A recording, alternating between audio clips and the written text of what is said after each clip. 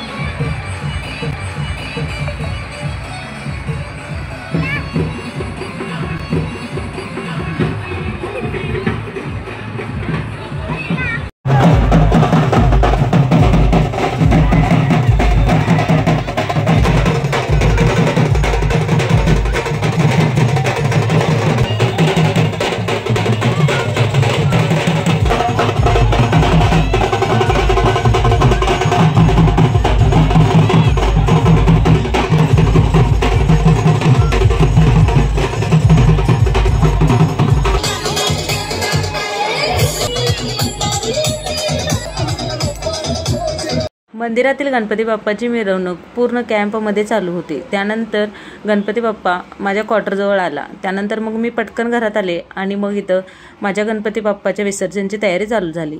इथे मी जे प्रसादासाठी फळं ठेवली होती ती मी सगळी कटिंग करून घेतली यांच्याकडून। त्यानंतर मग गणपती बाप्पाची छान थोडा वेळ पूजा केली आणि छान असा आशीर्वाद घेतला। गणपती बाप्पांना सांगितलं असंच भरभरून प्रेम आमच्यावरती करा आणि पुढच्या वर्षी लवकर या असं सांगून मी गणपती बाप्पांचा आशीर्वाद घेतला। यांनी प्रसाद दाखवला आणि इथे आम्ही आरतीसुद्धा करून घेतली। त्यानंतर बघा इथे मी थोडासा अष्टगंध वगैरे लावून घेतला आणि पुन्हा एकदा नमस्कार घेतला। त्यानंतर आम्ही आमच्या गणपती बाप्पाला हलवला। तर इथे आम्ही चौघांनीच हात लावला होता कारण आता पाचवं कोणीच नव्हतं। सगळी मोठ्या गणपतीच्या मिरवणुकीमध्ये दंग झालेली होती। तर इथे बघा आम्ही चौघांनीच आता अशी ही पूजा करून घेतली। डॉलीसुद्धा त्या ट्रॅक्टरमध्येच बसली होती। तर आता इथे मी हे जे फळं कापलेले आहेत ना ही ट्रॅक्टरमध्ये देते म्हणजे सगळ्या लहान मुलांना देऊन टाकते। तर आता इथे काही जण म्हणाले फोटो काढूया। फोटो काढताना मात्र मला भरून आलं होतं कारण मला ना दरवर्षी गणपती बाप्पा जाताना ना खूप वाईट वाटते। मला ना त्यांच्यासोबत घालवलेले ते 10 दिवसच आठवतात आणि डोळ्यातून पाणी थांबतच नाही। त्यानंतर सगळी माझ्याकडेच बघायला लागली की मी रडायला लागले लहान बाळासारखं म्हणून। तर मी माझं अश्रू थांबवले बाबा आणि थोडंसं गणपती बाप्पांना म्हटलं लवकर या कारण मी तुम्हाला लय मिस करते आणि मी गणपती बाप्पावर सगळ्यात जास्त प्रेम करते फ्रेंड्स। त्यामुळे ना मला कसं तरीच होत होतं। तर चला आता काय करणार ना विलाज आहे जावं तर लागणारच ना त्यांना सुद्धा। तर आता पुढे गेले तर मैत्रिणी अशा आमच्या सगळ्या थकून गेल्या होत्या कारण आम्ही 3:30 वाजल्यापासून नाचत होतो। तर बघा आता वाजलेले आहेत रात्रीचे इथे 7:30 आणि आता अंधारसुद्धा पडलेला आहे आणि जिकडे बाप्पाचं विसर्जन होणार होतं तिकडे आहे तळं खूप मोठं। त्यामुळे आम्ही मंदिरातच मुलांना घेऊन थांबायचं ठरवलं। तिथं मंदिराच्या शेजारीच होतं पण पूर्ण कॅम्प भोवतीने सगळ्या फिरायचं होतं त्यामुळे मग खूप वेळ पण झाला आणि खूप म्हणजे नाचून नाचून अंग पण दुखायला लागलं। मग त्यानंतर आम्ही मंदिरातच थांबायचं ठरवलं पण खूप भारी डान्स असे केले। सगळे डान्स ना आम्ही जास्तीत जास्त खानदेशी गाण्यावरती केले कारण ते गाणं पण इतकं भारी वाजते ना ऐकायला पण भारी वाटते। त्यामुळं आम्ही मग त्याच गाण्यावरती डान्स करत होतो।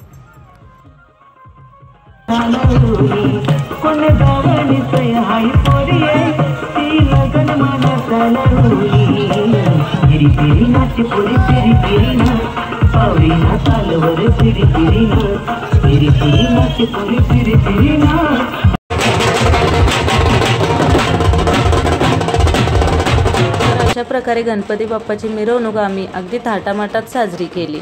सगळ्यांनी लाल साड्या, माणसांनी आमच्या सगळ्या मराठी ऑरेंज कलरचे कपडे अशा प्रकारे आम्ही हे सगळं घातलं होतं त्यामुळे खूप भारी वाटत होतं।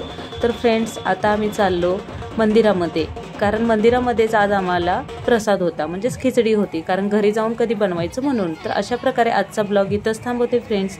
भेटूया फ्रेंड्स नेक्स्ट व्हिडिओमध्ये।